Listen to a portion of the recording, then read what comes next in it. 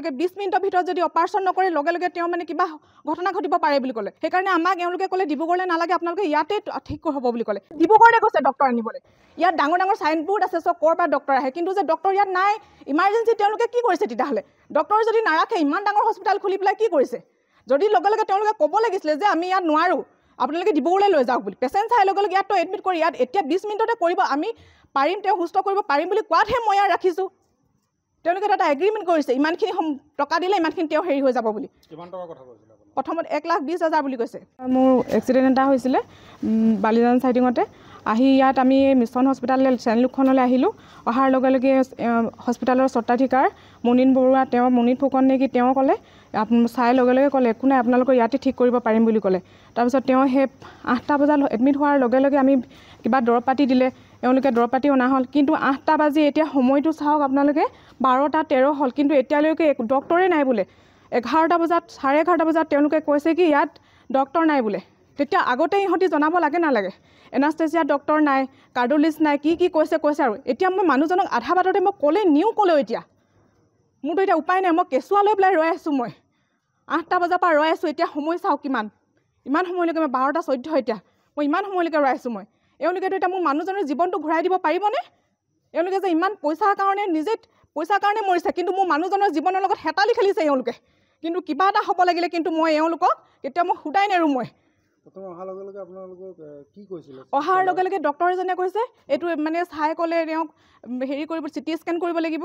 সেই কোৱাৰ লগে তেওঁ মডেলত প্ৰথমতে কোৱাৰ পিছত এওঁলোকে সেইখিনি চাই মেলি CT স্কেন কৰিব লাগিব বুলি ক'লে। তাৰপিছত কৰাৰ পিছত ক'লে লগে লগে 20 মিনিটৰ ভিতৰত যদি অপাৰেশ্যন নকৰে লগে লগে তেওঁ মানে কিবা ঘটনা ঘটিব পাৰে বুলি ক'লে। সেইকাৰণে আমাক এওঁলোকে ক'লে ডিব্ৰুগড়লৈ নালাগে, আপোনালোকে ইয়াতে ঠিক হ'ব বুলি ক'লে। তেওঁলোকৰ আশ্বাস পাইতো মই আজি ইয়াক ৰখা হ'ল। এতিয়া মই মাজ বাটতে এওঁলোকে মোক ইমান নিৰাশ কৰিছে কি কাৰণে? মই 20 মিনিটৰ অপাৰেশ্যন কৰিব, কিন্তু এতিয়া সময় চাওক আপোনালোকে, এতিয়ালৈকে কিন্তু ডক্টৰে নাই। ডক্টৰ ডিব্ৰুগড়ৰ পৰা 8টা বাজি ইয়াত আমি 8টা বজাৰ আগতে আমি উপস্থিত হৈছোঁ। কাৰণ বিলখন চালে আপোনালোকে গম পাব, 8টা বজাৰ পিছত এওঁলোকে বিল মানে দৰৱ পাতি লিখি দিছে, লগে লগে সেই দৰৱ লোৱা হৈছে। এতিয়া 12:15 হৈ গ'লগৈ। এতিয়ালৈকে চাওক বাৰু। এই হস্পিটেলখনৰ নাম কি? চেনলুক হস্পিটাল চাবুৱাৰ। এতিয়া সেই মালিকজন পলাই ফুৰিছে। তেওঁ মালিকে তেওঁ মাতিবই পৰা নাই, কাৰণ কেলৈ তেওঁ ডক্টৰ, তেওঁ মুঠতে টকাটোহে সৰকাব বিচাৰিছে। তেওঁ পেচেণ্টৰ জীৱনটোৰ লগত তেওঁ একো দৰকাৰ নাই নহয়। তেওঁ যি হয় ডক্টৰে ইয়াত পতা হৈছিলে কথা, তেওঁতো আশ্বাস দিছিলে যে এনেকৈ মই ডক্টৰ পিছত, কিন্তু তেওঁ মই নাজানো বুলি কৈ দিছে। ডক্টৰে প্ৰথমতে চব জানে, তাৰপিছত যিজন ডক্টৰে চালে সেইজনে এতিয়া নাজানো বুলি কৈছে। ডক্টৰজনৰ নামটো মই নাই শুনা, কাৰণ কি মই কেনেকুৱা এটা অৱস্থাত আহিছোঁ, মই কেঁচুৱা লৈ আহিছোঁ। ডিব্ৰুগড়লৈ গৈছে ডক্টৰ আনিবলৈ। ইয়াত ডাঙৰ ডাঙৰ চাইনবোৰ্ড আছে, চব ক'ৰ পৰা ডক্টৰ আহে, কিন্তু যে ডক্টৰ ইয়াত নাই। ইমাৰ্জেঞ্চি তেওঁলোকে কি কৰিছে তেতিয়াহ'লে? ডক্টৰ যদি নাৰাখে, ইমান ডাঙৰ হস্পিটেল খুলি পেলাই কি কৰিছে? যদি লগে লগে তেওঁলোকে ক'ব লাগিছিলে যে আমি ইয়াত নোৱাৰোঁ, আপোনালোকে ডিব্ৰুগড়লৈ লৈ যাওক বুলি। পেচেণ্ট চাই লগে লগে ইয়াততো এডমিট কৰি ইয়াত এতিয়া 20 মিনিটতে কৰিব, আমি পাৰিম, তেওঁ সুস্থ কৰিব পাৰিম বুলি কোৱাতহে মই ইয়াত ৰাখিছোঁ। তেওঁলোকে এটা এগ্ৰিমেণ্ট কৰিছে, ইমানখিনি টকা দিলে ইমানখিনি তেওঁ হেৰি হৈ যাব বুলি। প্ৰথমত 1,20,000 বুলি কৈছে। আজি ক'ব লাগিব যে আচলতে মানুহৰ জীৱনক লৈ আচলতে চেণ্টলুক হস্পিটেলৰ স্বত্বাধিকাৰীয়ে হওক বা ইয়াৰ ডক্টৰ যি ধৰণে হেতালি খেলি আছে, এইটো আমি কোনো কাৰণত আমি সহ্য কৰিব পৰা নাই। আমি ইয়াত আহি যেতিয়া উপস্থিত হৈছোঁ, আমাক এই কথা কোৱা হৈছে আৰু ডক্টৰৰ ফালৰ পৰা এটা কথা স্পষ্ট কৰি দিছিলে যে 20 মিনিটৰ ভিতৰত যদি তেওঁ চাৰ্জাৰী কৰা নহয়, তেওঁ হয়তো মানে নাইকিয়া হৈ যাব। এনেকৈ এটা তেওঁ ভয় ভাবুকি দি কিনে মানুহৰ জীৱনক লৈ যি হেতালি খেলিছে। আপোনালোকৰ মাধ্যমৰ যোগেদি আচলতে আমি প্ৰশাসনক তথা স্বাস্থ্য বিভাগক আমি অনুৰোধ জনাম যে এনে হস্পিটেলৰ মতালি আচলতে বন্ধ কৰিব লাগে।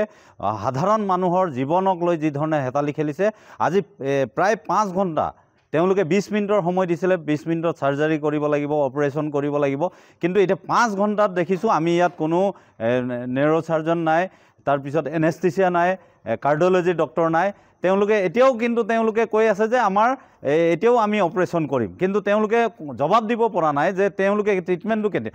আমি আপোনালোকৰ মাধ্যমৰ যোগেদি তেওঁলোকৰ কৰ্তৃপক্ষক একদম সম্পূৰ্ণৰূপে এটা কথা স্পষ্ট কৰি দিব বিচাৰিছোঁ, যদি এই পেচেণ্টগৰাকী যদি কিবা এটা ঘটনা ঘটে, নিশ্চিতভাৱে তেখেত সম্পূৰ্ণ দায়িত্ব ল'ব লাগিব। এই হস্পিটেল কৰ্তৃপক্ষই দায়িত্ব ল'ব লাগিব আৰু এখন আমাক ৰিটেন আকাৰে তেখেত যদি এই চিকিৎসা ব্যৱস্থাটো ৰিটেন আকাৰে আমাক দিবলৈ আমি আপোনালোকৰ মাধ্যমৰ যোগেদি আমি তেখেতসকলক দাবী জনাইছোঁ।